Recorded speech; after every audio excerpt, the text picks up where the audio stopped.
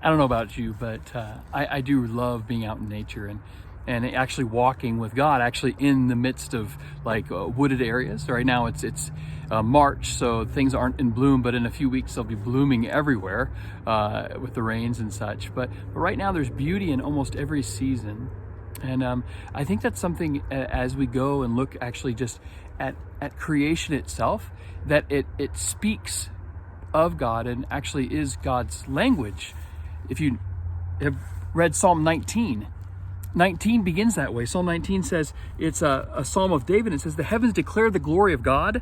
The skies proclaim the work of his hands. Day after day they pour forth speech. Night after night they display knowledge. There's no speech or language where their voice is not heard. Their voice goes out into all the earth, their words to the ends of the world. In the heavens he has pitched a tent for the sun, which is like a bridegroom coming forth from his pavilion, like a champion rejoicing to run its course. It rises at one end of the heavens and makes its circuit to the other. Nothing is hidden from its heat. I'm actually near sunset right now, and the sun has made its course through the day, and you can kind of see on the far side of the bank where the light is beginning to diminish as it goes around again. And the psalmist is speaking, looking at all of creation, looking at the sun and the moon and the stars, and saying that everything is pouring forth speech. And then the psalmist shifts in verse 9, in chapter 19. It says, the law of the Lord is perfect, reviving the soul. The statutes of the Lord are trustworthy, making wise the simple. The precepts of the Lord are right, giving joy to the heart. The commands of the Lord are radiant, giving light to the eyes.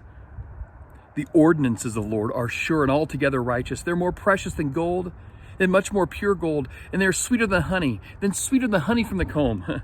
By them is your servant warned, and keeping them there is great reward. And then the psalm ends with this. Who can discern his errors? Forgive my hidden faults, God. Keep your servant also from willful sins. May they not rule over me. Then will I be blameless, innocent of great transgression. And here's the final prayer, a prayer for you and me today. May the words of my mouth and the meditations of my heart be pleasing in your sight, O Lord, my rock and my redeemer. The psalmist begins in creation and seeing God is speaking. God's native language is creation, right? But then he shifts and says, oh, God also speaks through the law of the Lord, or the word of God that God's given to us, which we would point to as the Bible, that God's speaking in these texts that have been held to. And so God's speaking. And then it shifts to us thinking and speaking. In light of who God is, that we're known through creation, in light of who God is through kind of the written revelation of God throughout history, the psalmist then pauses and considers their own thoughts and words. I love it. May the words of my mouth and the meditations of my heart be pleasing to you in your sight, O Lord, my rock and my redeemer. There's also a phrase at the end of Psalm 119. It says, search me, O God, and know my heart. Try me and test my anxious thoughts. See if there is an offensive way in me, and lead me to the way everlasting. That's the very last verse of Psalm 119. Both of these, Psalm 19 and Psalm 139, speaks of this desire that you would be searched and that your thoughts and the words would be pleasing to God.